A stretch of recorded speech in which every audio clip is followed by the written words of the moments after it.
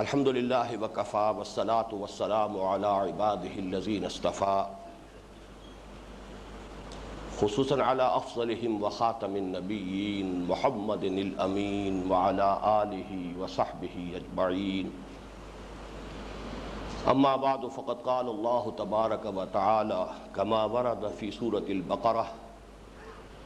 اعوذ باللہ من الشیطان الرجیم بسم اللہ الرحمن الرحیم ليس البر أن تولوا وجوهكم قبل المشرق والمغرب ولكن البر من آمن بالله واليوم الآخر والملائكة والكتاب والنبيين وآتى المال على حبه ذوي القربى واليتامى والمساكين وابن السبيل والسائلين وفي الرقاب وقال تبارک وتعالی کما ورد فی سورة آل عمران لن تنالوا البر حتى تنفقوا مما تحبون وقال عز وجل كما ورد في سورة البلد فلاقتحم العقبة وما أدراك ما العقبة فك رقبة أو إطعام في يوم ذي مسغبة يتيما ذا مقربة او مسکینا ذا متربہ ثم كان من الذين آمنوا وتواصوا بالصبر وتواصوا بالمرحمة أولئك أصحاب الميمنة وقال جل وعلا كما ورد في سورة الحديد إن المصدقين والمصدقات وأقرضوا الله قرضا حسنا يضاعف لهم ولهم أجر كريم والذین آمنوا باللہ ورسلہ اولئک هم الصدیقون والشہداء عند ربہم لہم اجرہم ونورہم وقال جل وعلا کما ورد فی سورة الحشر ویؤثرون علی انفسہم ولو کان بہم خصاصہ صدق اللہ العظیم رب اشرح لی صدری ویسر لی امری واحلل عقدۃ من لسانی یفقہوا قولی اللہم ربنا الہمنا رشدنا واعذنا من شرور انفسنا اللہم ارنا الحق حقا وارزقنا اتباعہ وارنا الباطل باطلا وارزقنا اجتنابہ اللہم وفقنا لما تحب وترضى آمین یا رب العالمین محترم رفقائے تنظیم، آپ کے علم میں ہوگا کہ آج میری گفتگو ایک خاص عنوان سے ہے اور وہ عنوان ہے خدمت خلق اور دعوت و اقامت دین کا باہمی لزوم۔ اس موضوع پر یہ خصوصی خطاب ایک خاص سبب سے ہو رہا ہے، اس کا ایک پس منظر ہے، ایک خاص محرک ہے، اور وہ یہ کہ ہمارے بعض احباب کا یہ خیال ہے اور یہ ان کا مشاہدہ ہے کہ ہمارے رفقاء میں بالعموم خدمت خلق کا جتنا جذبہ ہونا چاہیے اتنا موجود نہیں ہے۔ یہ معاملہ اس اعتبار سے مزید اہم ہو جاتا ہے کہ ہمارے جو رفقاء اہم مناصب پر فائز ہیں، جو زیادہ فعال ہیں، نمایاں ہیں، ان میں خاص طور پر اس کمی کا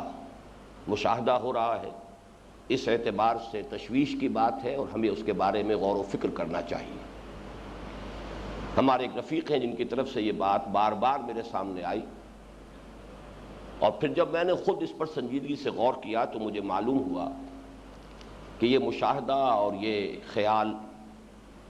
کسی حد تک مبنی بر حقیقت ہے۔ وہ کیوں ہے اور اس کا ازالہ کس طور سے کیا جا سکتا ہے، میں آج اسی کے بارے میں اپنی گزارشات آپ کی خدمت میں پیش کر رہا ہوں۔ اس کے جو ممکنہ اسباب ہیں، جب میں نے ان پر غور کیا تو مجھے چند باتیں نظر آئیں۔ سب سے پہلے اور سب سے نمایاں بات یہ کہ خدمت خلق کے ضمن میں ہمارا ایک تصور ہے، اور اس تصور کو میں نے بہت شد و مت کے ساتھ پیش کیا ہے متعدد مواقع پر، اور وہ یہ ہے کہ خدمت خلق کی 3 سطحیں ہیں۔ ایک سطح بالکل زیرین سطح ہے، بنیادی سطح ہے، اور یہ سطح وہ ہے کہ جو پوری نوع انسانی میں قدر مشترک کی حیثیت سے موجود ہے۔ وہ سطح یہ ہے کہ بھوکے کو کھانا کھلایا جائے، کسی کے پاس تن ڈھانپنے کے لیے کپڑے نہیں ہیں تو اسے کپڑے مہیا کیے جائیں، کسی کے سر پر چھت نہیں ہے اس کے لیے کسی گھر کا بندوبست کیا جائے، یتیموں، بیواؤں اور معذوروں کی سرپرستی کی جائے، اسی طرح بیماروں کے علاج معالجے کا اہتمام ہو۔ یہ تصور خدمت خلق کا بالکل بنیادی ہے، اور اس کا تعلق بنیادی انسانی اخلاقیات سے ہے۔ یہی وجہ ہے کہ یہ یونیورسل ہے، یہ تمام لوگوں میں موجود ہے، اس میں مسلمان اور غیر مسلم کی کوئی تخصیص اور تفریق نہیں ہے، بلکہ یہ تلخ مشاہدہ ہے کم سے کم موجودہ زمانے کی حد تک، موجودہ دور کی حد تک، کہ مسلمانوں کے مقابلے میں یہ جذبہ غیر مسلموں میں کہیں زیادہ ہے۔ خود ہمارے جو سابق ابنائے وطن تھے ہندو، ان میں یہ جذبہ مسلمانوں کی مناسبت سے کہیں زیادہ تھا۔ اسی شہر لاہور میں ایک شخص نے گنگا رام ہاسپٹل بنایا، جبکہ ہمارے ہاں بڑی محنت کے بعد مل جل کر بہت سے کاروباری لوگوں نے وہ ایک ہسپتال بنایا ہے، بزنس مینز ہاسپٹل، لیکن اس کی بھی کوئی حیثیت نہیں ہے اس ایک گنگا رام ہاسپٹل کے مقابلے، اور وہ صرف ایک شخص کا کارنامہ تھا۔ لیکن یہ معاملہ جیسا کہ میں نے عرض کیا یہ بنیادی ہے، اس کا تعلق عام انسانی اخلاقیات سے ہے، بنیادی انسانی اخلاقیات و کردار سے، بیسک ہیومن مورالٹی سے اس کا تعلق ہے۔ یہی وجہ ہے کہ ہم دیکھتے ہیں کہ انبیاء اور صدیقین میں انبیاء پر اس سے پہلے کہ وحی کا آغاز ہو، اور صدیقین اس سے پہلے کہ ان کے سامنے دعوت نبوت آئے اور وہ اس کی تصدیق کرے، اس سے کہیں قبل یہ اوصاف موجود ہوتے ہیں۔ یہ رفق ہے، ہمدردی ہے، لوگوں پر رحم کرنا ہے، یتیموں بیواؤں کی سرپرستی ہے۔ نبی اکرم صلی اللہ علیہ وسلم کی بھی سیرت اور آپ کے کردار اور آپ کے مزاج کا یہ جزو لا ینفک تھا وحی کے آغاز سے قبل بھی۔ پھر یہی معاملہ حضرت ابوبکر صدیق کا ہے رضی اللہ تعالی عنہ۔ بہرحال یہ ہمارے نزدیک پہلی سطح ہے۔ دوسری سطح جس کا تعلق اصل دین سے ہے، بلکہ اگر میں یہاں کہوں تو زیادہ صحیح لفظ ہوگا جس کا تعلق ایمان سے ہے، وہ سطح یہ ہے کہ لوگوں کی عاقبت سنوارنے کی کوشش کی جائے۔ اور ظاہر بات ہے کہ ایمان کے نتیجے میں ریشو پروپورشن کو اگر ہم سامنے رکھیں گے تو یہ سطح بہت اہم ہو جائے گی، اس لیے کہ باقی ساری خدمتیں جو ہے صرف اس دنیاوی زندگی سے متعلق ہے۔ یہ زندگی خود ہی عارضی ہے، فانی ہے، ختم ہو جانے والی ہے، اور اس میں جو بھی تکلیفیں ہیں وہ بھی عارضی ہیں۔ بیماری ہے تو وہ عارضی ہے، کوئی اور تکلیف ہے، بھوک ہے تو وہ عارضی ہے۔ لہذا ان عارضی تکالیف کو رفع کرنا اگرچہ وہ بھی خدمت خلق کا تقاضا ہے، لیکن جبکہ ابدی زندگی، غیر مختتم زندگی، ہمیشہ کی زندگی تو آخرت کی زندگی ہے، لہذا اصل خدمت خلق ہوگی لوگوں کی عاقبت کو سنوارنا، اس کو درست کرنا، لوگوں کو حق کی دعوت دینا،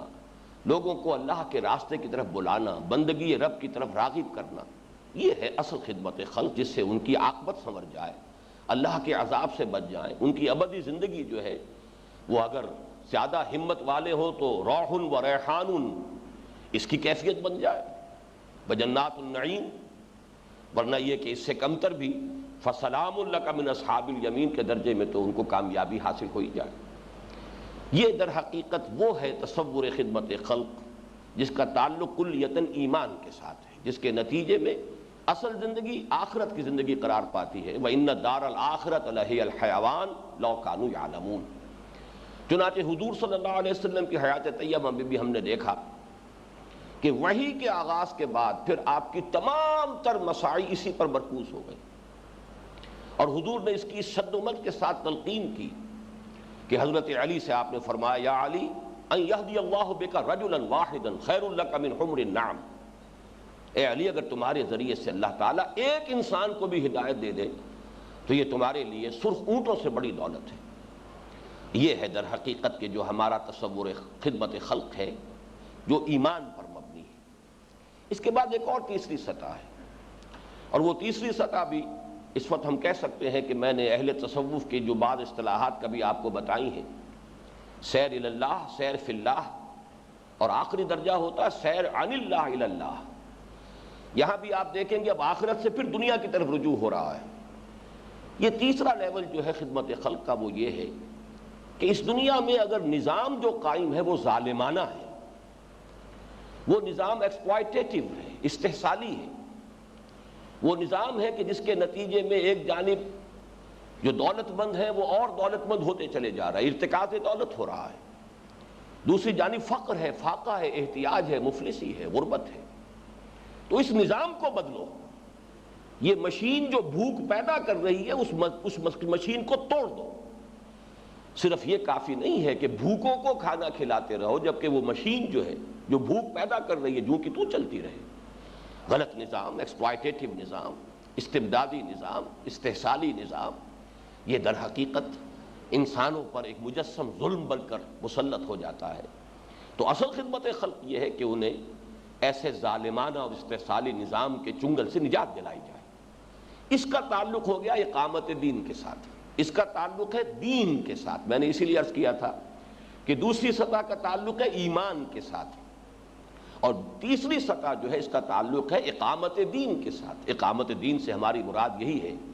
کہ وہی سسٹم آف سوشل جسٹس جو الدین الحق کے نام سے اللہ تعالیٰ نے ہمیں عطا فرمایا ہے، اس دین حق کو برپا کیا جائے تاکہ استبداد بھی ختم ہو جائے، استحصال ختم ہو جائے۔ کہ لا یکون دولۃ بین الاغنیاء منکم، ایسا نہ ہو کہ دولت جو ہے، سرمایہ جو ہے وہ تمہارے سرمایہ داروں کے مابین ہی گردش میں رہے۔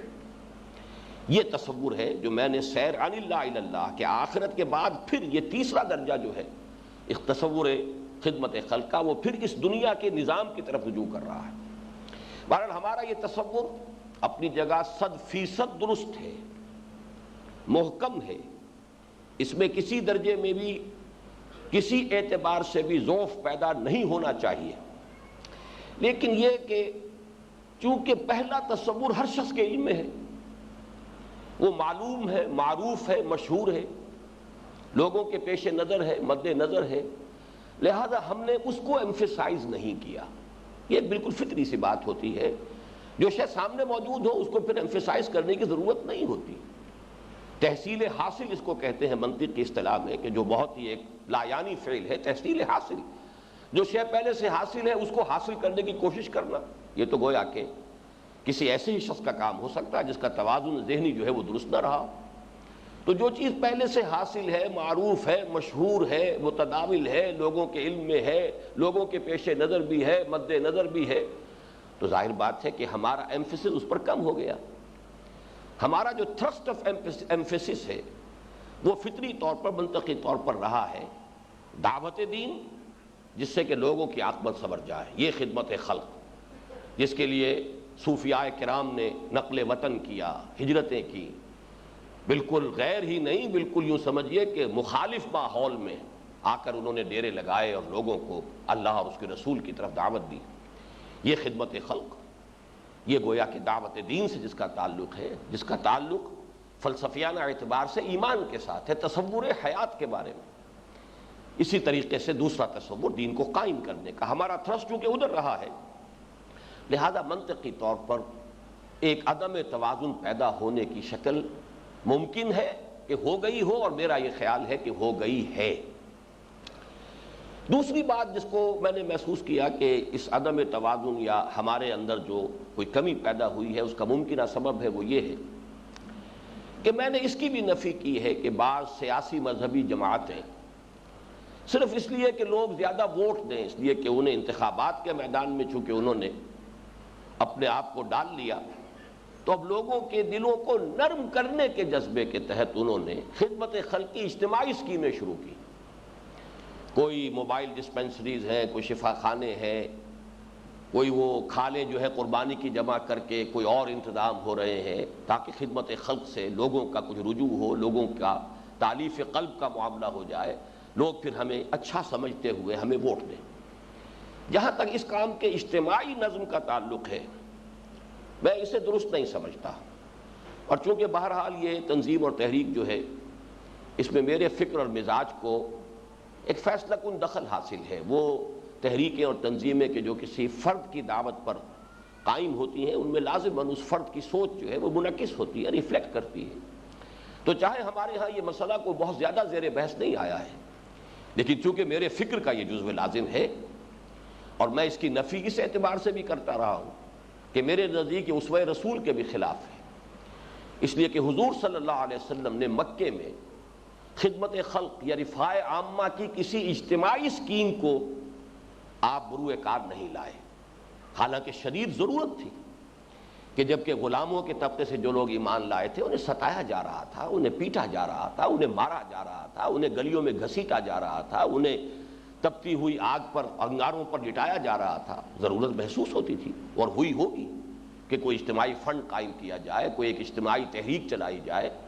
کہ پیسہ جمع کیا جائے اور تاکہ ان کو خرید کر آزاد کیا جائے، تاکہ اس تعذیب سے، اس پرسیکیوشن سے نجات پا سکے۔ لیکن ہمیں اس کا کوئی سراغ مکی دور میں حضور صلی اللہ علیہ وسلم کی طرف سے کسی تجویز یا کسی کوشش کا نہیں ملتا۔ جو عام ترغیب ہے فک و رقبۃ، گردنوں کا آزاد کرا دینا، جو قرآن میں آیا، ان آیات میں بھی آیا جو میں نے ابھی تلاوت کی ہیں، وہ اپنی جگہ پر موجود ہے، لیکن یہ کہ حضور نے خصوصاً کسی سے کہا ہو، کوئی اس کے لیے ترغیب و تشویق قولاً آپ نے فرمائی ہو پرٹیکولر پرسن کو، اور اس سے بھی آگے بڑھ کر کوئی اجتماعی فنڈ قائم کیا، اس کا کوئی سراغ ہمیں نہیں ملتا۔ لہذا اصل میں دعوت دین تو اس کی فیس ویلیو پر ہونی چاہیے۔ وہ جو فیس ویلیو ہے دعوت ایمان ہے، اس کے لیے مختلف سطحیں ہو سکتی ہیں۔ عوامی سطح ہے جہاں کہ یہ ایمان کی دعوت زیادہ جذباتی سطح پر درکار ہوتی ہے، خواص کی سطح ہے جہاں یہ دعوت ایمان جو ہے یہ عقلی اور منطقی اور انٹلیکچوئل لیول پر درکار ہوتی ہے۔ یہ دوسری بحث ہے، اس کی تفصیل میں نہیں جانا چاہتا، لیکن دعوت اسلامی کا اور تحریک اسلامی کا جو اصل مبدا اور اس کا جو اس کی اساس ہونی چاہیے وہ اس کی دعوت ہے۔ اس دعوت کو ہی اصل میں سامنے رکھنا چاہیے، اور اس کے لیے لوگوں کی تالیف قلب کے لیے کوئی اجتماعی اسکیم خدمت خلق کی بروئے کار لانا میرے نزدیک یہ اسوہ رسول کے خلاف ہے۔ یہ دو ممکنہ اسباب ہیں کہ جس کی وجہ سے میں یہ محسوس کرتا ہوں کہ ظاہر بات ہے کہ جب کسی شے پر ایمفیسس کم ہو جائے گا تو اس کا نتیجہ جو ہے اس کا برآمد ہو کر رہے گا، اور وہ یہ ہے کہ پھر لوگوں کی توجہ جو ہے اس کے فوکس سے، ان کی توجہ کے مرکز سے وہ شے ہٹ جائے گی۔ اگرچہ میں ایک بات اور عرض کر دوں، وہ یہ کہ ہماری دعوت میں، ہمارے فکر میں، ہمارے بنیادی نظریات میں اس عدم توازن کا علاج موجود ہے اصولی اعتبار سے۔ اس کو بھی میں چاہتا ہوں کہ اس اعتراف کے باوجود وہ چیزیں بھی آپ کے سامنے لے آؤں، اس لیے کہ کہیں ایسا نہ ہو کہ ہم کسی دوسری چیز پر اوور ایمفیسائز اس درجے کر دیں کہ جو ہماری دعوت کا اصل تھرسٹ ہے وہ اب انڈر ایمفیسائز ہو جائے۔ پہلی بات تو یہ ہے کہ آپ کے علم میں ہے کہ ہماری اس پوری دعوت و تحریک کا منبع کہہ لیجئے، اس کا سرچشمہ کہہ لیجئے، اس کا مرکز و محور کہہ لیجئے، اس کا مبنا و مدار کہہ لیجئے، وہ مطالعہ قرآن حکیم کا منتخب نصاب ہے۔ اس میں ذرا یاد کیجئے، میں تیزی کے ساتھ چند چیزیں گنواؤں گا۔ اس کا پہلا سبق، جامع ترین سبق، سورۃ العصر۔ سورۃ العصر میں تواصع بالحق، اس کے ضمن میں محرکات کیا ہونے چاہیے اس پر بڑی تفصیل سے میں نے گفتگو کی ہے، اور جو کتابچہ راہ نجات کے نام سے شائع شدہ ہے اس کے آخر میں ضمیمے کے طور پر وہ احادیث بھی دی، تو صرف اس وقت ریکال کیجئے، میں صرف یہ یاد دہانی کرا رہا ہوں کہ دعوت کا اصل محرک ہونا چاہیے انسان کا جذبہ شرافت و مروت، یعنی ایک انسان جو خیر اسے ملی ہو، جو خیر اسے دستیاب ہوا ہو، جو قیمتی شے اسے ملی ہو، وہ اسے بانٹے، شیئر کرے لوگوں کے ساتھ، جس کے لیے وہ حدیث بڑی اہم ہے، لا یؤمن احدکم حتی یحب لاخیہ ما یحب لنفسہ۔ تم میں سے کوئی شخص مومن نہیں ہو سکتا جب تک کہ وہ اپنے بھائی کے لیے بھی وہی شے پسند نہ کرے جو اپنے لیے پسند کرتا ہے۔ آپ نے ایک راستہ اپنے لیے پسند کیا ہے، دین کا، ایمان کا، اقامت دین کی جد و جہد کا، تو ظاہر بات ہے کہ اگر آپ کے اندر وہ بنیادی شرافت موجود ہے، مروت ہے، آپ کے اندر وہ نصح و خیر خواہی ہے، تو جو جتنا آپ کے دل سے قریب ہوگا اتنا ہی اس کے بارے میں آپ کے اندر یہ جذبہ پیدا ہونا چاہیے کہ وہ بھی اس خیر میں شریک ہو جائے، وہ بھی اس خیر سے محروم نہ رہ جائے، آپ اسے شیئر کریں اس کے ساتھ۔ ایسا نہ ہو کہ آپ تو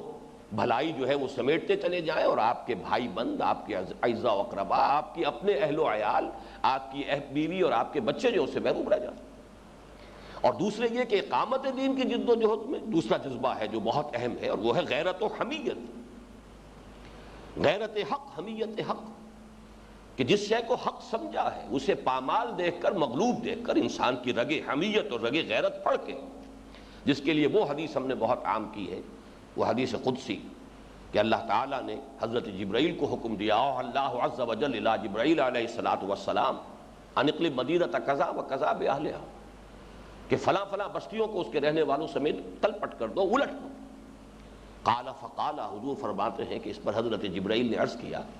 بارگاہ خداوندی میں، ان فیہا عبدک فلانا لم یعصک طرفۃ عین، پروردگار ان بستیوں کو میں الٹ دوں جبکہ ان میں تو تیرا فلاں بندہ بھی ہے جس نے کبھی پلک جھپکنے جتنی دیر بھی معصیت میں بسر نہیں کی ہے۔ قال فقال، اس پر حضور فرماتے ہیں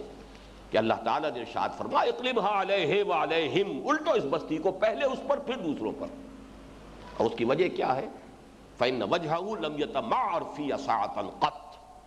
اس لیے کہ اس کے چہرے کا رنگ کبھی میری غیرت میں متغیر نہیں ہوا، میرے حدود کو پامال دیکھتا رہا، میرے دین کو دیکھتا رہا کہ مغلوب ہے، پھر بھی لگا رہا اپنے دھندوں میں، اپنے کاروبار میں، اپنی بیوی بچوں میں، اہل و عیال میں، اپنی گھریلو زندگی کی مسرتوں میں، اپنی دنیاوی آسائشوں کے حصول میں، تو معلوم ہوا کہ نہایت بغیرت انسان۔ تو ہم نے وہاں معین کر دیا ہے کہ تواصی بالحق و تواصی بالصبر جو ہے اس کی اصل جذبہ محرکہ کیا ہے؟ شرافت و مروت۔ لا یؤمن احدکم حتی یحب لاخیہ ما یحب لنفسہ، اور اسی طریقے سے غیرت و حمیت دین۔ پھر خاص طور پر جو دوسرا سبق ہے آیت البر، میں نے اسی لیے آج اس کے نصف اول کی تلاوت بھی کی ہے شروع میں، اس میں تو آپ کو معلوم ہے کہ رفق اور ایتاء مال، اس پر جس قدر ایمفیسس ہمارے درس میں موجود ہے، میں یہ سمجھتا ہوں کہ اصولی اعتبار سے اس کو کفایت کرنا چاہیے۔ اس میں آپ کو یاد ہوگا کہ انسانی ہمدردی کو میں نے قرار دیا ہے کہ نیکی کے مظاہر عملی میں سب سے پہلا مظہر، یہاں تک کہ اقامت صلاۃ اور ایتاء زکوٰۃ سے قبل،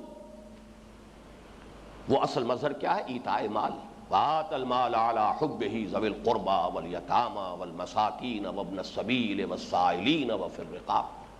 تو در حقیقت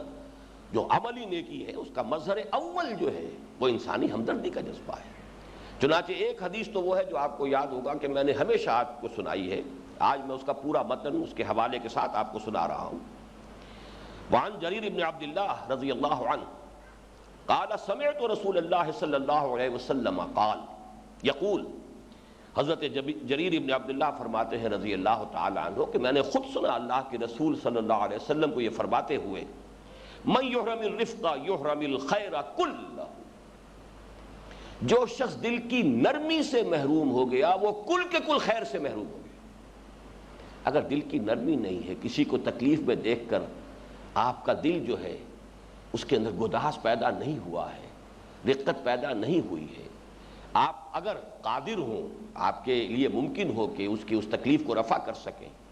تب بھی آپ کے اندر کوئی حرکت پیدا نہ ہو، آپ اس کے ازالہ تکلیف کے لیے کوئی نہ وقت صرف کر سکتے ہو نہ مال صرف کر سکتے ہو، تو معلوم ہوا کہ دل کی نرمی سے محروم ہے۔ اور جو شخص دل کی نرمی سے محروم ہو گیا، یحرم الرفق کل خیر کلہ، وہ کل کے کل خیر سے محروم ہو گیا۔ اس میں آج میں چاہتا ہوں کہ چند اور احادیث کا اضافہ کروں۔ یہ حدیث جو ہے یہ امام مسلم بھی لائے ہیں جو میں نے ابھی آپ کو سنائی ہے، اور امام ابو داؤد بھی۔ البتہ امام مسلم جو روایت لائے ہیں اس میں کلہ کا لفظ موجود نہیں ہے۔ دوسری حدیث ہے جسے امام مسلم نے روایت کیا رحمہ اللہ، عن عائشہ رضی اللہ عنہا ان النبی صلی اللہ علیہ وسلم قال ان الرفق لا يكون في شيء الا زانه ولا ينزع من شيء الا شانه۔ یہ نرمی جو ہے، دل کی نرمی، دل کا گداس، رقت قلبی جو ہے، یہ ایک ایسی شے ہے کہ جس شے میں اس کا اضافہ ہو جائے گا اس میں زینت پیدا ہو جائے گی، دل آویزی پیدا ہو جائے گی۔ جس انسان میں یہ شے ہوگی وہ ہر دل عزیز ہو جائے گا، وہ لوگوں کا محبوب ہو جائے گا۔ اور جس شے سے یہ شے رخصت ہو جائے گی، جو شے اس سے خالی ہوگی، وہ بگڑ جائے گی، اس میں فساد پیدا ہو جائے گا۔ ایک اور حدیث ہے وعنہا، یہ بھی حضرت عائشہ رضی اللہ تعالی عنہا سے ہے، ان رسول اللہ صلی اللہ علیہ وسلم قال ان اللہ رفیق یحب الرفق، اللہ خود بہت نرم خو ہے، نرم دل ہے، رؤوف ہے، رحیم ہے، اور اسے نرمی اور ہمدردی اس کا جذبہ بہت پسند ہے۔ وَيُعْطِي عَلَى الرِّفْقِ مَا لَا يُعْطِي عَلَى الْعُنْفِ وَمَا لَا يُعْطِي عَلَى مَا سِوَاهُ، وہ نرمی پر جو ثواب دیتا ہے، رقت قلب پر جو اللہ تعالیٰ کے ہاں لوگوں کو مدارج حاصل ہو سکتے ہیں، یہ خشونت والے انسان کو اور سخت دل انسان کو وہ مراتب کبھی حاصل نہیں ہو سکتے، اور جو اجر و ثواب اس پر ملتا ہے وہ کسی اور شے پر نہیں ملتا۔ وَمَا لَا يُعْطِي عَلَى مَا سِوَاهُ۔ اسی طرح ایک اور حدیث ہے، عن ابی الدرداء رضی اللہ عنہ ان النبی صلی اللہ علیہ وسلم قال من اعطی حظه من الرفق فقد اعطی حظه من الخیر ومن حرم حظه من الرفق فقد حرم حظه من الخیر، رواہ الترمذی رحمہ اللہ۔ حضرت عائشہ سے جو روایت میں نے پہلے آپ کو سنائی ہے وہ امام مسلم نے اسے روایت کیا ہے، یہ امام ترمذی کی جامع سے ہے۔ جس شخص کو اس کا نصیب نرمی اور رحم دلی سے حاصل ہو گیا اسے خیر کا حصہ مل گیا، اور جو شخص اس سے محروم ہو گیا وہ خیر سے محروم ہو گیا۔ بہرحال اس ضمن میں جو ہمارے منتخب نصاب کا جو کلائمیکس ہے، اب میں اس کی طرف آ رہا ہوں۔ سورۃ الحدید آپ کے علم میں ہے، ضربہ سنام ہے ہمارے اس منتخب نصاب کا، اور سورہ حدید میں ایک بڑی اہم بحث آتی ہے، صدیقین اور شہداء وہ کون ہیں۔ اس کے ضمن میں تفصیلی مباحث تو ہمارے ہاں آ چکے ہیں، میں اس وقت اس میں نہیں جا رہا، صرف یہ کہ آپ کو نوٹ کرا رہا ہوں کہ فکری اعتبار سے ہمارے ہاں یہ معاملہ غیر متوازن نہیں تھا، اور اس فکری توازن کو جوں کا توں برقرار رہنا چاہیے۔ البتہ یہ کہ ایمفیسس میں کمی ہو جانا اس وجہ سے کہ ایک شے تو لوگوں کے سامنے موجود ہے، ظاہر و باہر ہے، معلوم و معروف ہے، لہذا جو تھرسٹ ہمارا رہا ایمفیسس کا وہ دوسری شے کی طرف رہا، اس کی جو ہے ہمیں ازالے کی فکر کرنی ہے۔ لیکن کہیں ایسا نہ ہو کہ اس کوشش میں ہم اپنے فکر کو کج کر بیٹھے، اس کو قائم رکھنا ہے۔ اس سورہ حدید کے جو سبق میں صدیقین اور شہداء کا تذکرہ آتا ہے، اس کے ضمن میں یاد ہوگا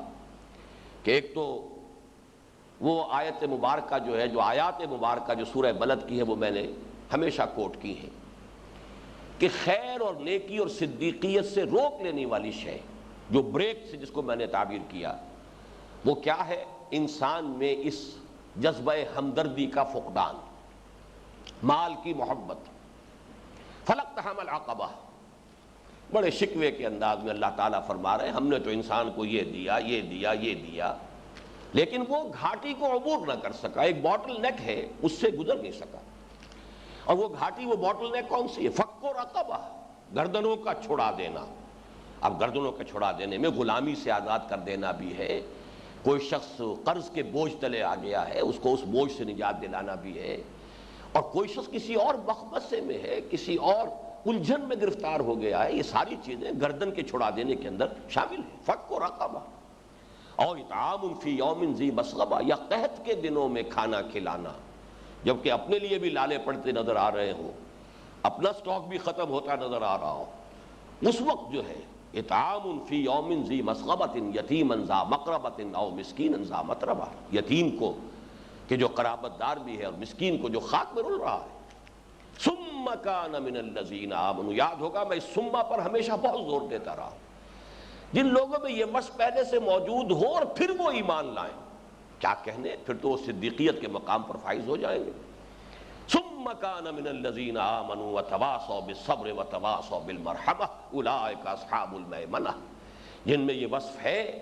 جو اس رقبہ، جو فک و رقبہ اور اطعام فی یوم ذی مسغبہ، اس گھاٹی سے گزر چکے ہیں،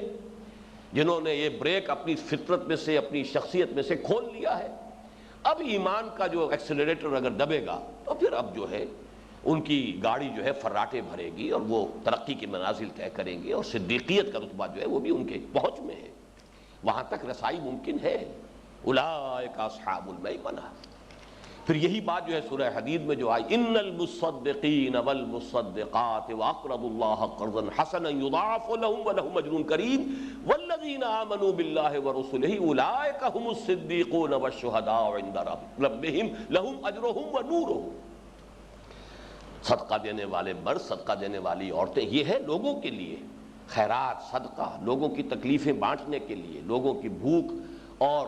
احتیاج کو رفع کرنے کے لیے، یہ صدقہ ہے۔ پھر اللہ کے دین کے لیے مال خرچ کرنا یہ اللہ کو قرض حسنہ ہے۔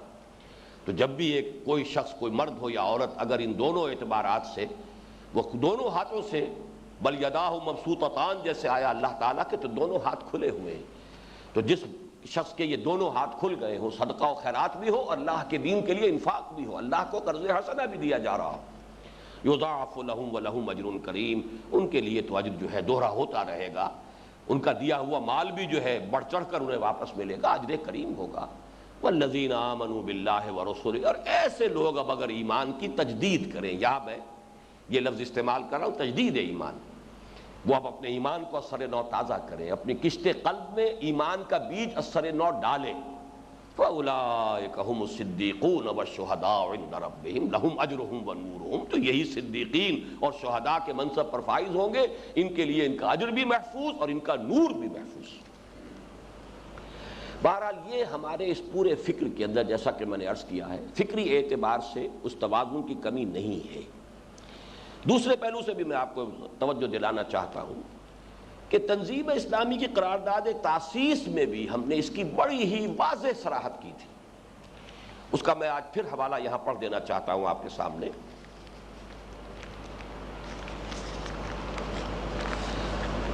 قرارداد کے بنیادی نکات میں سے دوسرا اہم اور بنیادی نکتہ یہ ہے کہ دعوت کے ضمن میں ہمارے نزدیک الدین و النصیحہ کی روح اور الاقرب فالاقرب کی تدریج ضروری ہے۔ پیش نظر اجتماعیت لازماً یہ چاہے گی کہ اس کا ہر شریک نبی اکرم صلی اللہ علیہ وسلم کے اتباع میں داعی اللہ اور اپنے ماحول میں حسب مقدور و صلاحیت اور بقدر ہمت و استطاعت ہدایت کا ایک روشن چراغ بن کر رہے اور اس کی شخصیت پر بحیثیت مجموعی داعیانہ رنگ غالب ہو جائے۔ اس دعوت کا اصل محرک ابنائے نو کی ہمدردی، نوٹ کیجئے ان الفاظ کو، اس دعوت کا اصل محرک ابنائے نو کی ہمدردی اور نصح و خیر خواہی کا جذبہ ہونا چاہیے، اور اس میں نہ تو اپنی شخصیت کی نمود کا کوئی شائبہ شامل ہونا چاہیے، اپنی پرسنالٹی کی پروجیکشن،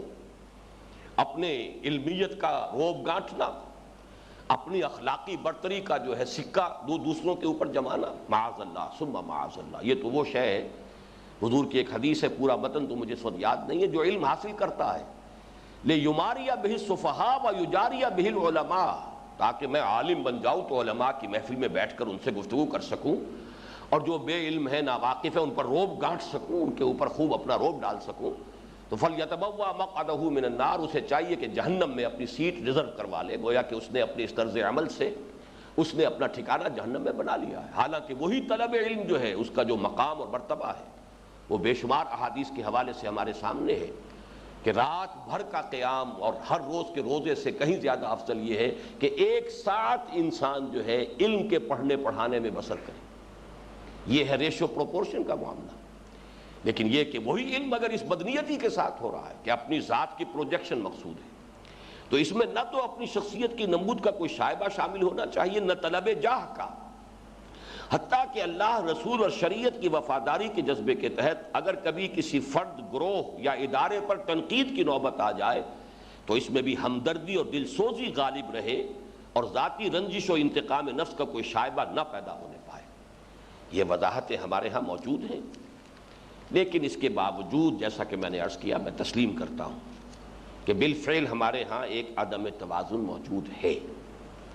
انفرادی سطح پر، انفرادی سیرت و کردار میں، ہمارے انفرادی رویے میں جس درجے اس چیز کو رچ بس جانا چاہیے، بالعموم اللہ ماشاءاللہ، میں خود اعتراف کرتا ہوں کہ میرے اپنے اندر ذاتی اعتبار سے بھی کمی رہی ہے، اور اب بھی ہے، اور اب تو بہرحال میں اپنی بہت سی لیمیٹیشنز کی وجہ سے اب اس سے معذور بھی بہت حد تک ہو چکا ہوں، لیکن یہ کہ بہرحال اس کا اعتراف ہمیں کر لینا چاہیے۔ اس کی وجہ کیا ہے؟ اس کی میں مثال ایک اور بھی دے دوں تاکہ یہ بات پوری طرح آج منقع ہو جائے۔ بالکل یہ ایسے ہی معاملہ ہے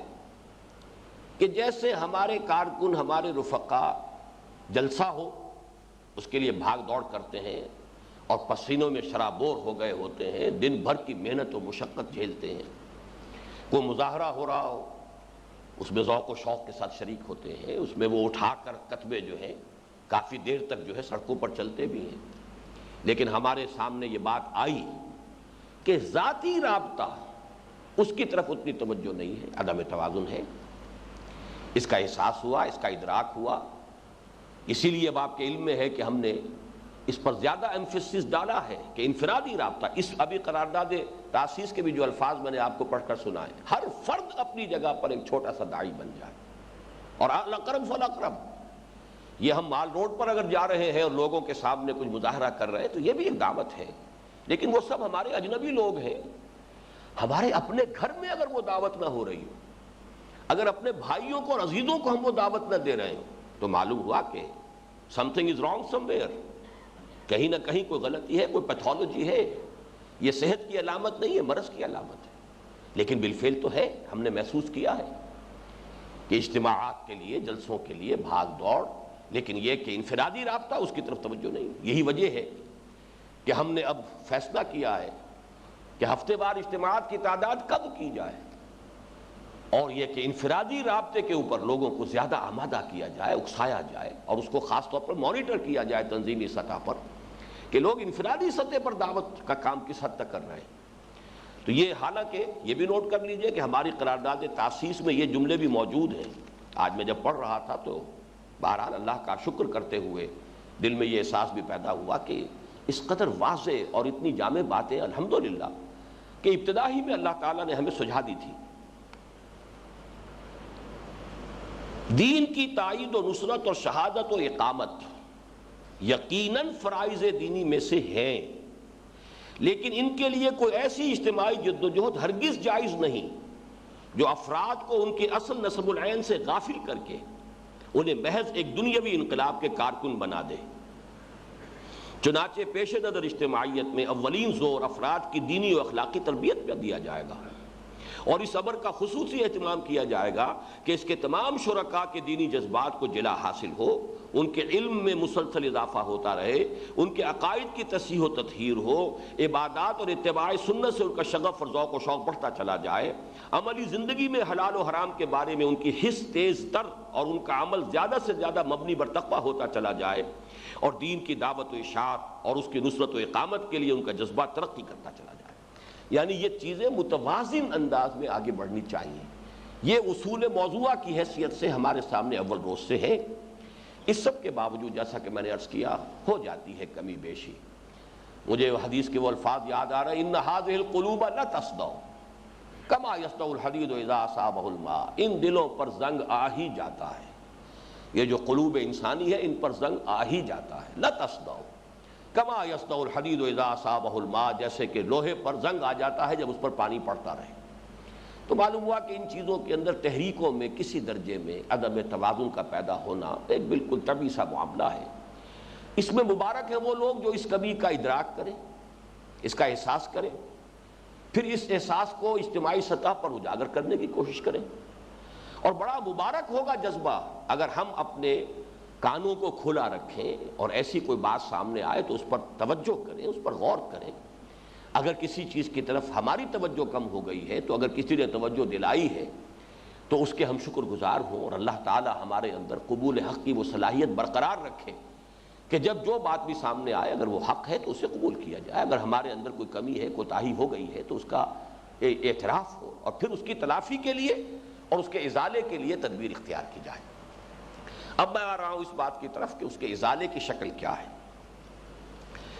اضافی اور تلافی کے لیے اگرچہ ازالے اور تلافی کے لیے اگرچہ میں آج متعدد احادیث جو ہے جمع کر کے آپ کے سامنے لایا ہوں، جس میں یہ لوگوں کے ساتھ ہمدردی کا رویہ، خدمت خلق کی جو تحسین ہے، اخلاق حسنہ، ان کی جو ترغیب ہے وہ آپ کے سامنے آئے گی۔ لیکن مجھے معلوم ہے کہ ہمارا ایک مزاج بن چکا ہے،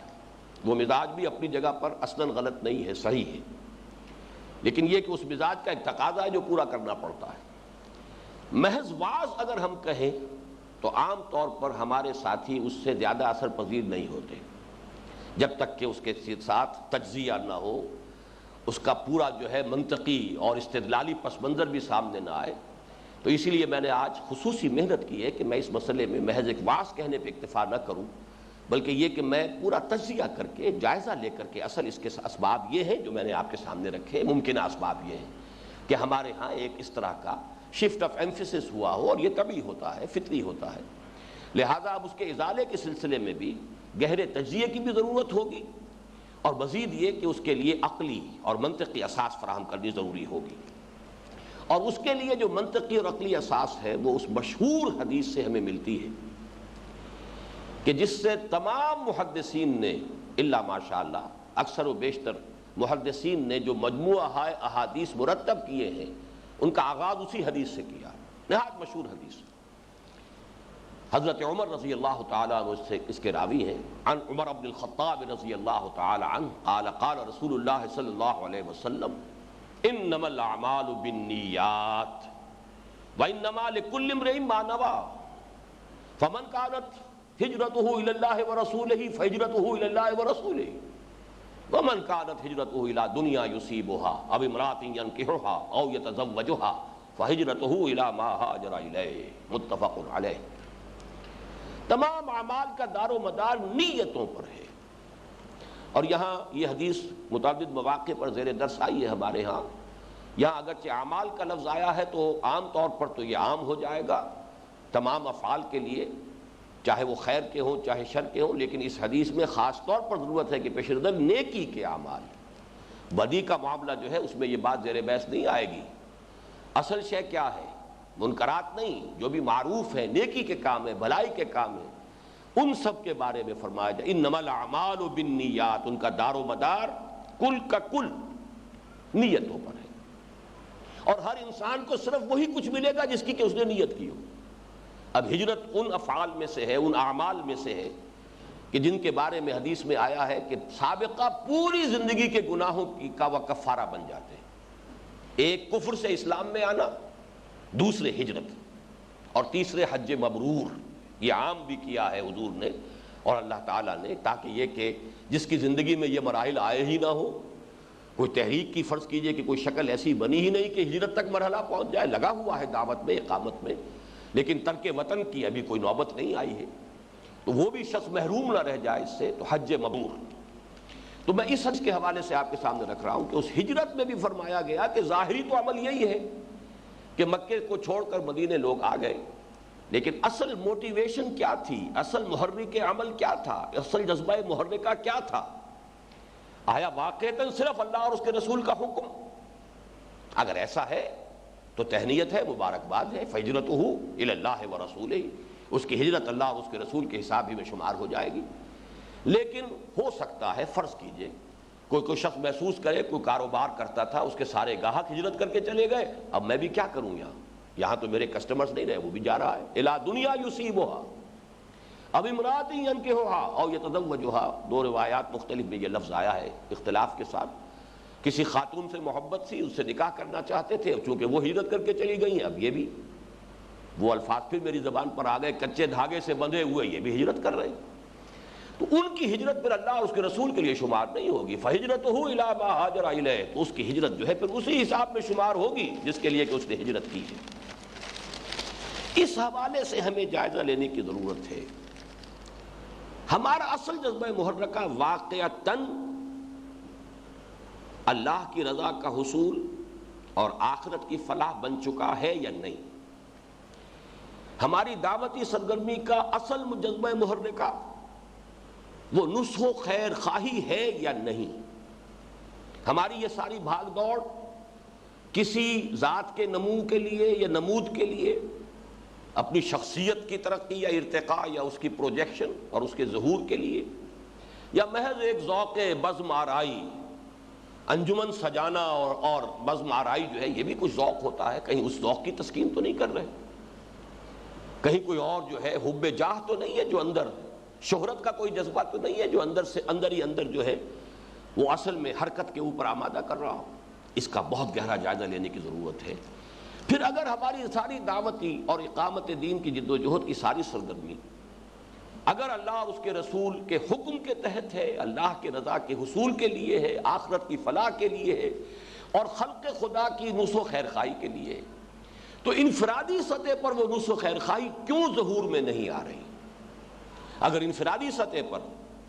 خالص ذاتی سطح پر اگر وہ جذبہ ظہور پذیر نہیں ہو رہا ہے عمل میں، تو تو یہ چیز ہمارے لیے ایک ریڈ لائٹ ہے، ریڈ سگنل ہے۔ پھر میں عرض کروں گا، وہی الفاظ دہرا رہا ہوں کہ پھر یہ کہیں پیتھولوجی ہے، something is wrong somewhere, اس کے لیے تجزیے کی ضرورت ہے، اور وہ تجزیہ میں اب آپ کے سامنے ذرا مزید وضاحت کے ساتھ، تفصیل کے ساتھ رکھنا چاہتا ہوں۔ دیکھیے، ہمارا اصل محرک، اور جسے ہم نے کہا اصل نصب العین، اللہ کی محبت، اس کی رضا کا حصول، آخرت کی فلاح، جہنم سے نجات کا پانا اور جنت میں داخلہ۔ اصل نصب العین اس کے سوا اگر کوئی شے ہے تو غلط ہے، اس کی بڑی وضاحت میں نے ہمیشہ کی ہے۔ نصب العین اس کے سوا کچھ نہیں ہوگا۔ دعوت و اقامت دین کی جد و جہد فرض ہے، نصب العین نہیں ہے۔ نماز فرض ہے، روزہ فرض ہے، نماز نصب العین نہیں ہے، روزہ نصب العین نہیں ہے۔ اسی طریقے سے دعوت و اقامت دین کی فرضیت وہ اپنی جگہ مسلم، افراط و تفریط میں مبتلا نہیں ہونا چاہیے۔ یہ افراط ہے کہ اسے نصب العین بنا دیا جائے، اور یہ تفریط ہے کہ اسے فرض عین کے درجے میں بھی شمار نہ کیا جائے۔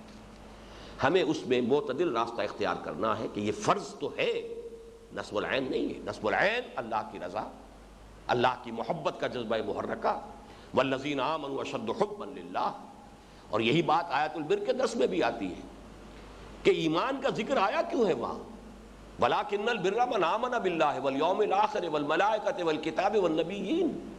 اس لیے کہ اصل میں جذبہ محرکہ پہلے درست ہونا چاہیے، نیت پہلے درست ہونی چاہیے۔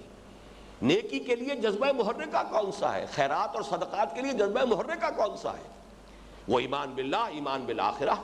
اللہ کی محبت، اس کی رضا کا حصول، اور آخرت کی فلاح اور کامیابی، یعنی جہنم سے چھٹکارا پانا اور جنت کے حصول کی کوشش کرنا۔ یہ ہے در حقیقت وہ موٹیویشن، جذبہ محرکہ۔ اب اس کی ذرا مزید، جیسا کہ میں نے عرض کیا، اس کی مزید ہم اس کی تشریح کرتے ہیں۔ پہلے لیجئے اللہ کی محبت کا تقاضا کیا ہے؟ اگر فی الواقع ہو، فی الواقع اللہ کی محبت ہوگی تو اس کے مخلوق سے بھی لازماً محبت ہوگی۔ اس کے لیے میں اب حدیث آپ کو سنا رہا ہوں۔ عن عبداللہ ابن مسعود رضی اللہ تعالی عنہ قال قال رسول اللہ صلی اللہ علیہ وسلم الخلق عیال اللہ واحب الناس الی اللہ من احسن الی عیالہ۔ کل مخلوقات اللہ کے کنبے کے مانند ہیں، جیسے آپ کے اہل و عیال ہیں، اللہ کا بھی ایک کنبہ ہے، عیال ہے اس کے۔ الخلق عیال اللہ، اللہ کی مخلوق، اللہ کی پیدا کردہ۔ اب ظاہر بات ہے درجہ بدرجہ ہوگا، حیوانات پر بھی نرمی کیجئے، سختی نہ کیجئے، لیکن انسان اشرف المخلوقات۔ پھر ان میں سے اہل ایمان، آپ کو معلوم ہے کہ کفار میں سے بھی جو لوگ کے ہوسٹائل نہ ہوں، جو لوگ کے مخالف نہ ہوں،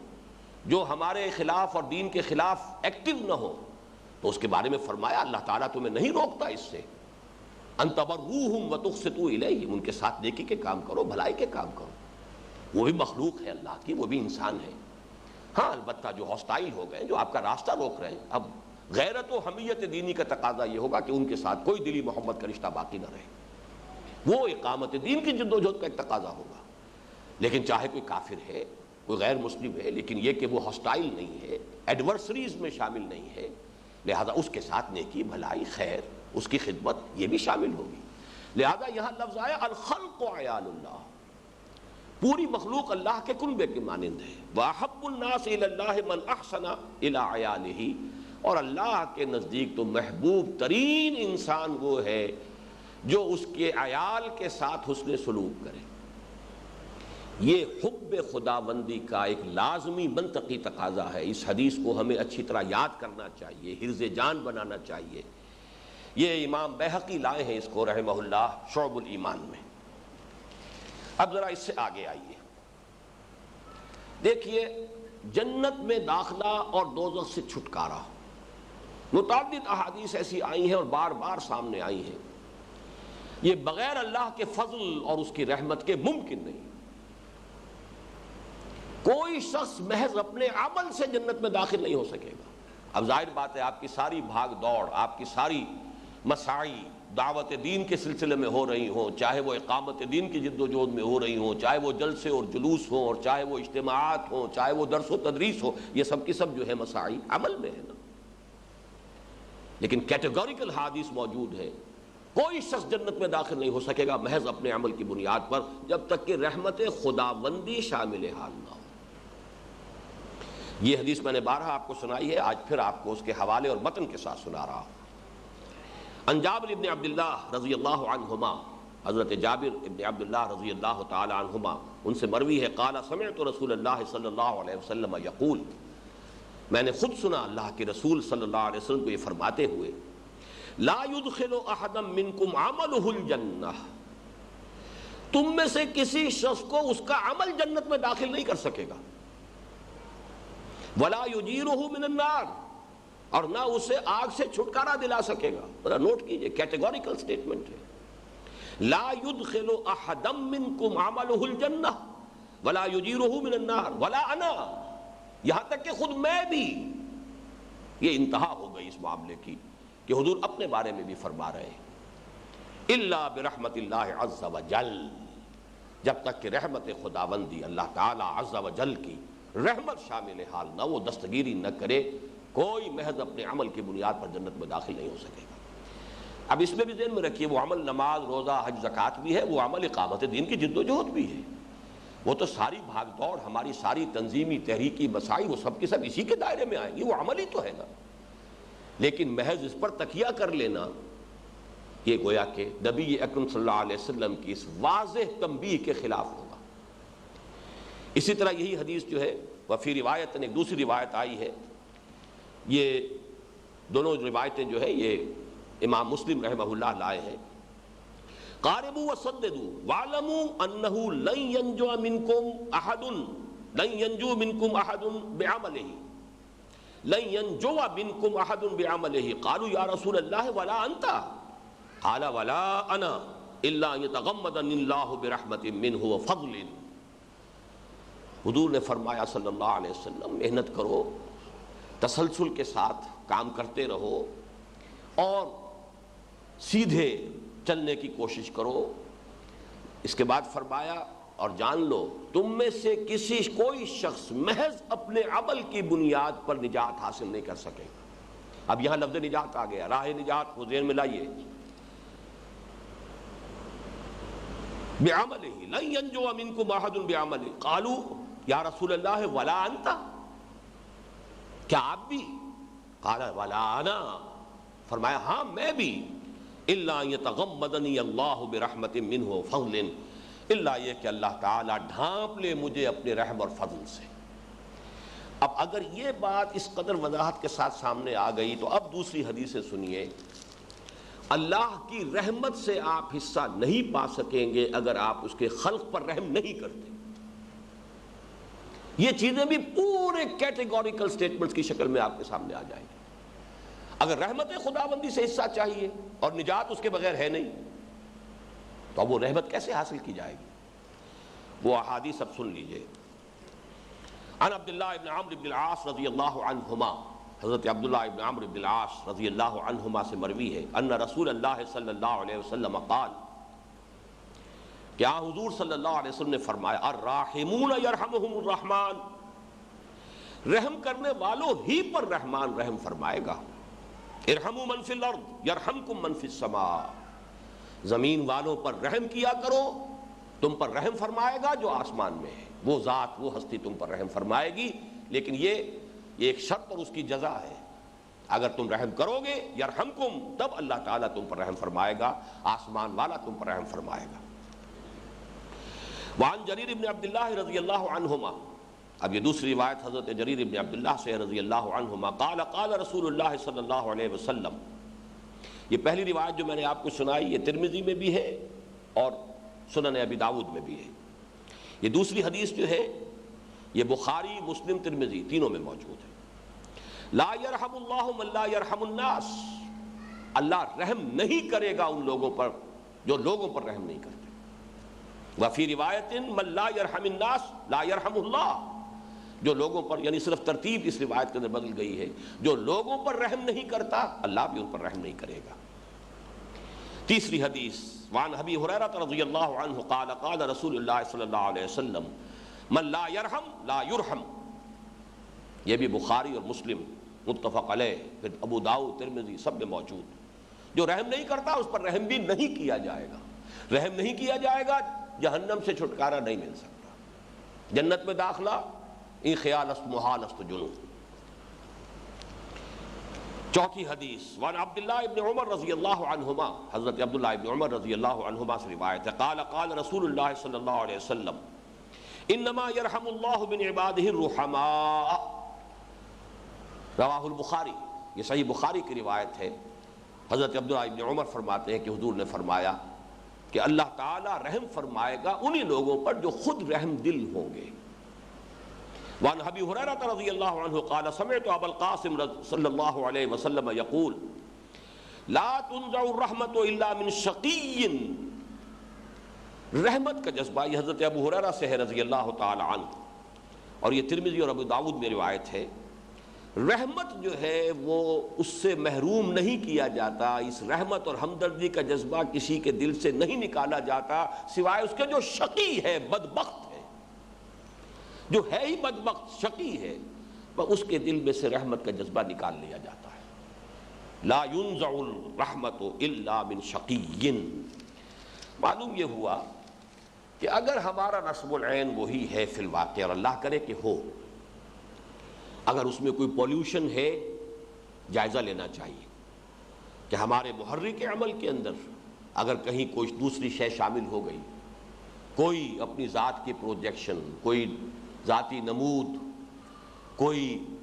ذوق بزم آرائی، کوئی بس ایک ایکٹیویٹی کا ذوق و شوق، یا کوئی حب جاہ، یا یہ کہ شہرت ہو جائے، لوگوں کی طرف سے تعریفیں ہو رہی ہوں، اللہ نہ کرے، اللہ نہ کرے، اللہ اس سے بچائے. اس لیے کہ یہ چیزیں تو وہ بہت بڑا زیرو بن جائے گی کہ جو ساری محنت اور کوشش جو ہے اس بڑے زیرو سے ضرب کھا کر زیرو ہو جائے گی. اللہ کے ہاں اس کا کوئی وزن نہیں ہوگا. تو اس کے اندر بھی ضرورت ہے. اور اس کے اس پہلو کو نوٹ کیجئے کہ اگر اللہ سے محبت ہے فی الواقع اس کی رضا جوئی ہے تو اللہ کی مخلوق سے محبت، اور اگر اللہ کا رحم آپ کو درکار ہے، اس کی رحمت اور فضل، یہ دونوں الفاظ آگئے اس حدیث میں، الا یتغمدین اللہ برحمت منہ فضل، اللہ کا فضل اور اس کی رحمت شامل حال. تو اگر اس کے فضل اور رحمت میں سے حصہ پانا ہے تو لوگوں پر رحم کرنا، اور رحم کا تقاضا کیا ہوگا؟ ان کی تکالیف کو رفع کرنے کی کوشش کرنا. جو بھی محنت آپ کر سکتے ہو، جو بھی کسی کے ازالہ تکلیف کے لیے، اس کی احتیاج کو دور کرنے کے لیے، اس میں کوئی فروگزاشت نہ ہو، اس میں کوئی دقیقہ فروگزاشت نہ کیا جائے.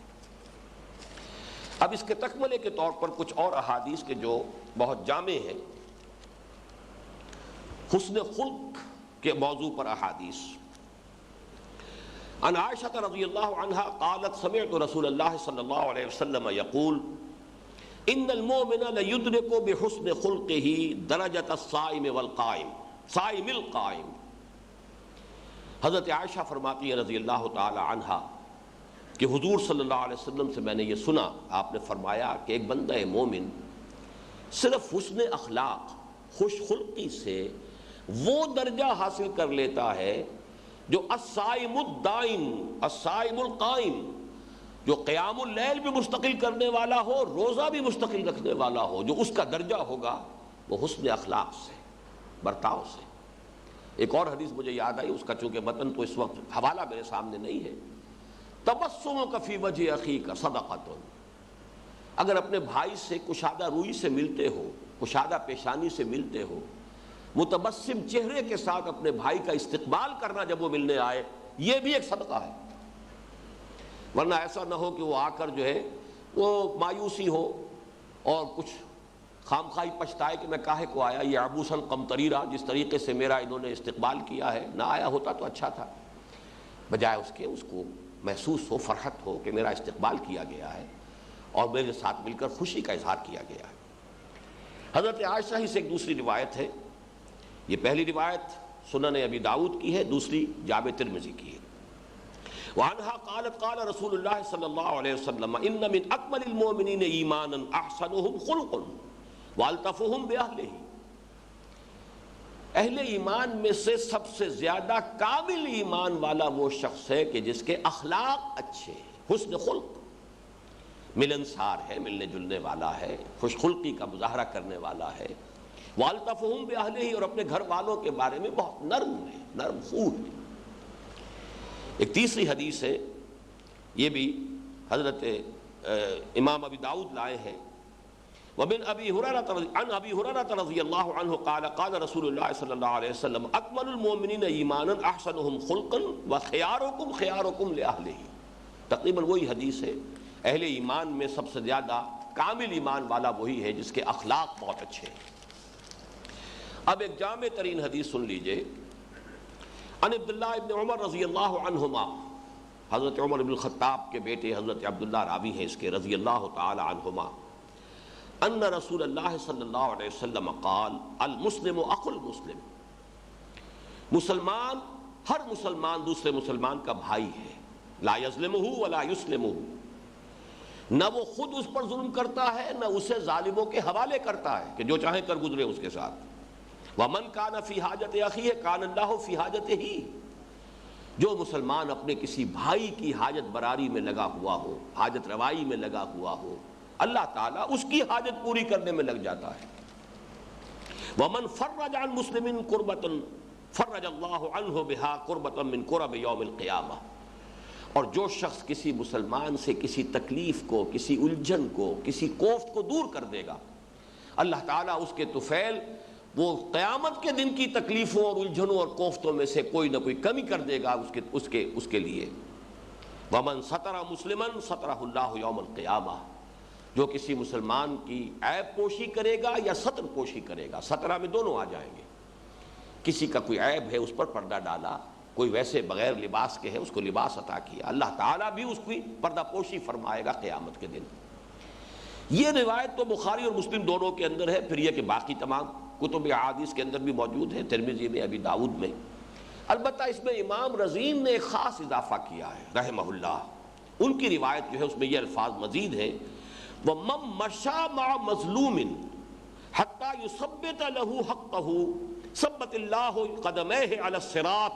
یوم تزل الاقدام. جو کوئی کسی بھائی کے ساتھ، مظلوم کے ساتھ چلتا ہے، جاتا ہے، وقت صرف کرتا ہے تاکہ اس کا جو حق ہے وہ اس کو مل جائے. کوئی مظلوم ہے، اس کی حق تلفی ہو رہی ہے، کسی پر کوئی زیادتی ہو رہی ہے، تو اس کا حق جو ہے اس کے لیے ثابت ہو جائے، اس کے لیے اس کو مل جائے، اس کے لیے جاتا ہے. جیسے کہ روایت میں آتا ہے کہ اپنے بدترین دشمن کے پاس حضور چل وہاں تشریف لے گئے تھے. جب ایک شخص نے مکے میں دہائی دی کہ ابو جہل جو ہے وہ میرا قرض ادا نہیں کر رہا ہے، اس نے مجھ سے فلاں شے خریدی تھی، اب پیسہ نہیں دے رہا ہے. لوگوں نے استحزان حضور کی طرف اشارہ کرے، جاؤ ان کی طرف جاؤ، وہ جائیں گے اگر کہیں گے ابو جہل کے پاس تو ابو جہل جو ہے تمہارا حق ادا کر دے گا. ان کے پیش نظر یہ تھا کہ اگر محمد گئے یا تو انکار کریں گے تو یہ گویا کہ بد اخلاقی ہو جائے گی، اور اگر جائیں گے تو پھر جو ہوگا تماشا وہ دیکھنے کے قابل ہوگا ابو جہل کیا کرتا ہے محمد کے ساتھ صلی اللہ علیہ وسلم. وہ شخص گیا ہے، حضور اس کے ساتھ چل پڑے، چلو بدترین دشمن ہے لیکن گئے ہیں حضور. اور جب وہ گھر سے باہر آیا، اس کا حق ادا کر دو، اس پر کچھ ایسی ہیبت طاری ہوئی، اس نے کہا ٹھیک ہے، فوراً گیا اور لا کر اس کی قیمت ادا کر دی. وہ لوگ دیکھتے ہی رہ گئے، دیکھنے ہم بھی گئے تھے پر تماشا نہ ہوا. یہ حضور صلی اللہ علیہ وسلم کی خاص جو ایک اللہ تعالیٰ نے نصرت بالرعب، حضور نے فرمایا اللہ نے میری خاص مدد فرمائی ہے رعب کے ذریعے سے. بہرحال اس سے جو ہمارے سامنے نقشہ آتا ہے وہ یہ ہے کہ اگر کہیں جانا پڑے، کسی کے حق کی تلفی ہو رہی تو اس کی تلافی کے لیے، کہیں کسی پر زیادتی ہو رہی ہے تو اس کو بچانے کے لیے اگر چلنا پڑے. من مشى مع مظلوم. آج جب میں یہ حدیث پڑھ رہا تھا تو مجھے وہ حدیث بھی یاد آئی، من مشى مع فاسق لیقویہ غضب اللہ تعالی واہتز له العرش. جو شخص کسی فاسق و فاجر انسان کے ساتھ چلتا ہے اسے تقویت پہنچانے کے لیے اللہ تعالیٰ انتہائی غضبناک ہوتے ہیں، اور اتنے غضبناک ہوتے ہیں کہ عرش تھر تھر کانپنے لگتا ہے. واہتز له العرش. اتنا اللہ تعالیٰ کو غصہ آتا ہے، غضبناک ہوتا ہے. اور وہ بھی صرف ساتھ چلنا، ساتھ چلنے میں یقیناً تقویت ہوتی ہے. فاسق و فاجر شخص کے ساتھ آپ چل رہے ہیں. ایک اور حدیث ہے اذا بدح الفاسق، بلکہ اس حدیث کا میں نے ٹکڑا غلطی کی ہے، جوڑ دیا اذا بدح الفاسق غضب اللہ تعالی واہتز له العرش. جب کسی فاسق کی تعریف کی جاتی ہے تو اس کے بارے میں یہ الفاظ آئے. دوسرا ہے من وقر صاحب بدعت فقد عان علی ہدم الاسلام. جس نے کسی بدعت والے شخص کی توقیر کی، عزت کی، اس نے اسلام کی عمارت کو گرانے اور اس کی بیخ کری کرنے میں مدد کی ہے. تو یہاں ذرا اس کا تقابل کیجئے، من مشى مع مظلوم حتى يثبت له حقه ثبت الله قدميه على الصراط، جو شخص چلا ہے کسی مظلوم کے ساتھ کہ اس کا حق دلوا دے، اللہ تعالیٰ اس کے قدموں کو اس پل صراط پر، جسے ہم کہتے ہیں اس الصراط کے اوپر جما دے گا، جس دن کے وہاں پہ قدم لڑکھڑا رہے ہوں گے۔ اور جیسا کہ یہ سورہ حدید ہی کے درس میں بار بار یہ بات آ چکی ہے کہ وہ الصراط جو ہے معلوم ہوتا ہے کہ جہنم کے اوپر ہے، پل ہے، جس سے گزر جانے والے جنت میں داخل ہو جائیں گے، اور جن کے قدم لڑکھڑا جائیں گے، ٹھوکریں کھائیں گے، جن کے پاس وہ نور ایمان نہیں ہوگا، وہ صدقہ ان المصدقین والمصدقات واقرضوا اللہ قرضا حسنا، ان کے بارے میں فرمایا لہم اجرہم ونورہم، وہ نور انہیں مل جائے گا، اس نور کی مدد سے وہ راستہ طے کر جائیں گے، اور جن کے پاس یہ نہیں ہے وہ لڑکھڑاتے ہوئے گریں گے۔ تو فرمایا جس دن کے قدم ڈگمگا رہے ہوں گے اس دن اللہ تعالیٰ ان کے قدموں کو جما دے گا۔ اگر ان احادیث مبارکہ کو ہم اپنے سامنے رکھیں اور ان کا ہمارے ہاں اعادہ بھی ہوتا رہے، مذاکرہ ہوتا رہے، اور کوئی عدم توازن اگر ہمارے ہاں پیدا ہو رہا ہے تو اس کے ازالے کے لیے اس اعتبار سے بھی ہم بڑی کنسلٹڈ اور بڑی کانشس شعوری طور پر ایک جد و جہد کا آغاز کریں، تو میں سمجھتا ہوں کہ یہ ہماری تحریک کے لیے بھی بہت مبارک ہوگا، اور خاص طور پر جو ہمارا اپنا، جو ہماری اپنی عاقبت ہے، آخرت کا معاملہ ہے، جو اصل ہمارا مسئلہ ہے، اس کے اعتبار سے بہت ضروری ہے کہ ہم اپنے محرکات عمل کا تجزیہ کریں، جائزہ لیں، اس میں اگر کہیں کوئی پولیوشن ہے، کہیں کوئی غلط شے شامل ہو گئی ہے، اس سے اسے پاک کریں، اور پھر یہ ہے کہ اس کے لیے ایک معیار یہ بھی سامنے رکھیں کہ اگر واقعتاً ہماری دعوت اور ہماری اقامت دین کی جد و جہد جو ہے وہ نصح و خیر خواہی پر مبنی ہے، انسانی ہمدردی کے جذبے پر مبنی ہے، تو پھر ہمارے انفرادی کردار میں بھی اس کا ایک اظہار ہونا چاہیے۔ اقول قولی ھذا واستغفر اللہ لی ولکم ولسائر المسلمین والمسلمات۔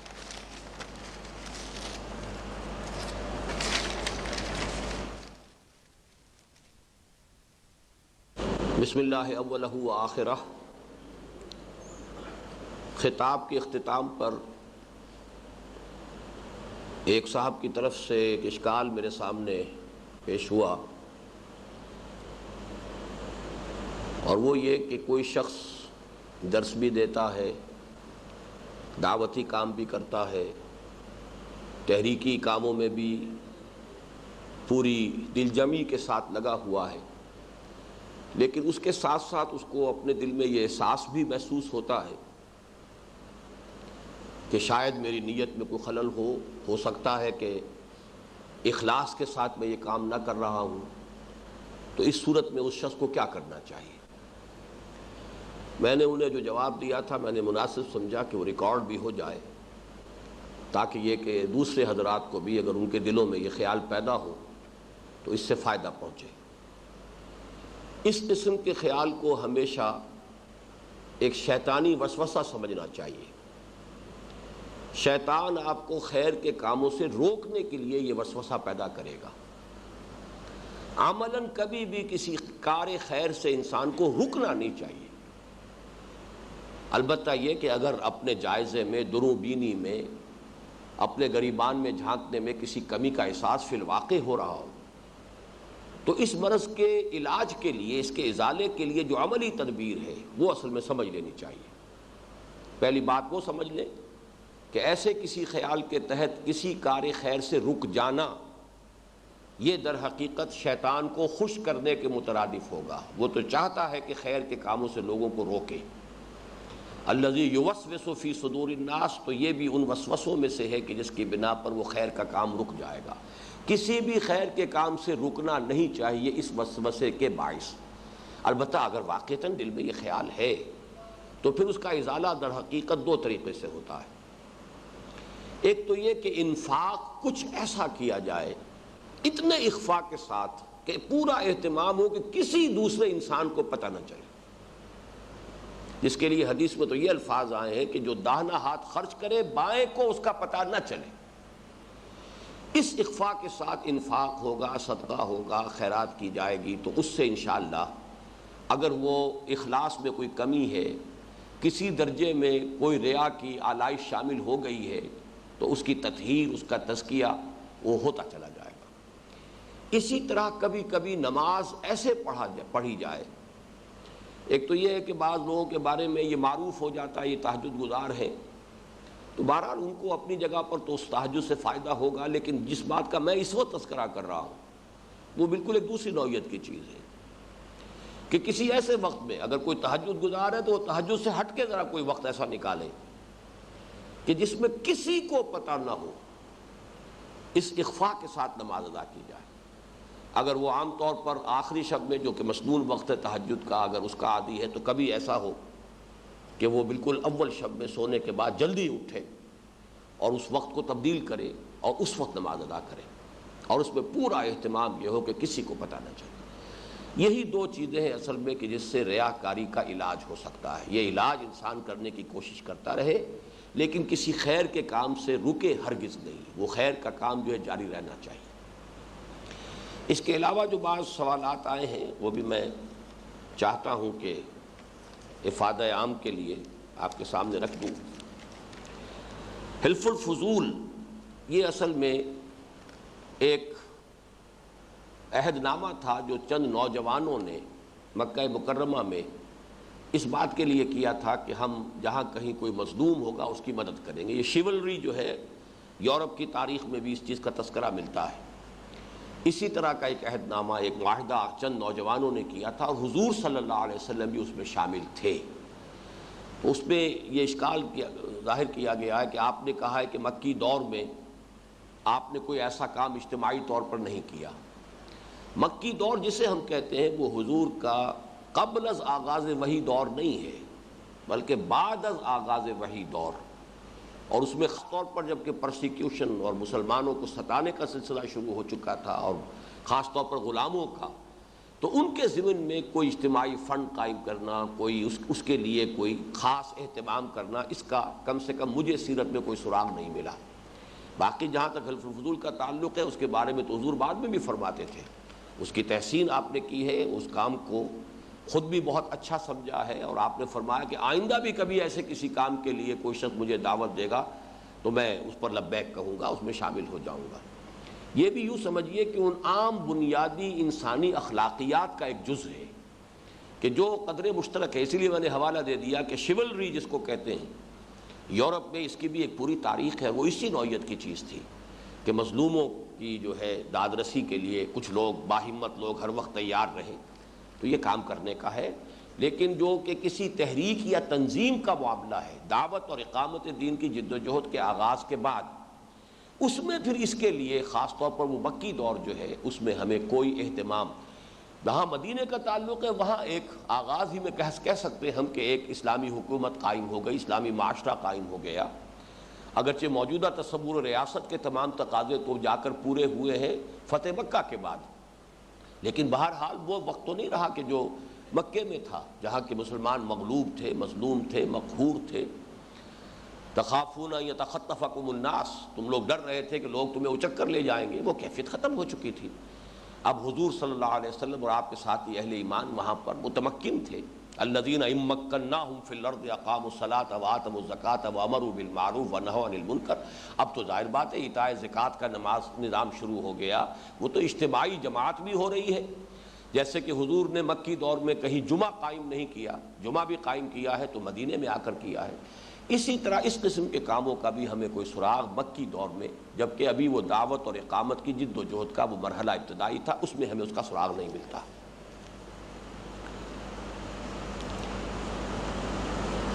اسلامی ریاست کے لیے جد و جہد بالآخر ایک فلاحی مملکت پر منتج ہو جائے گی تو یہ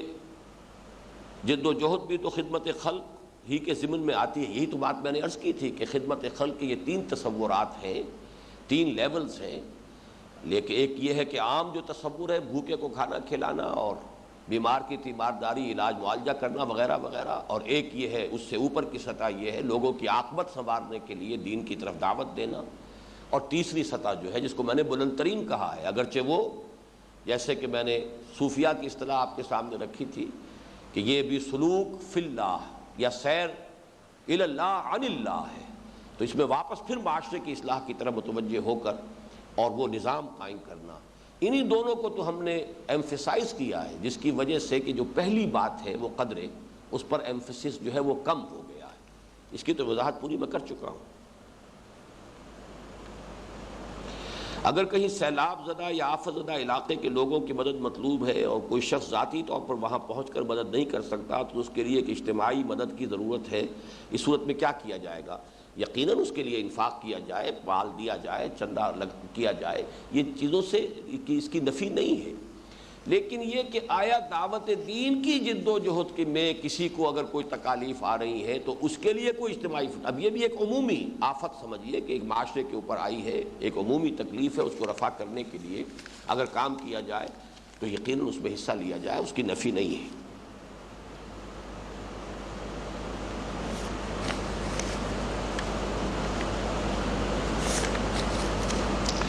آخری بات جو ہے وہ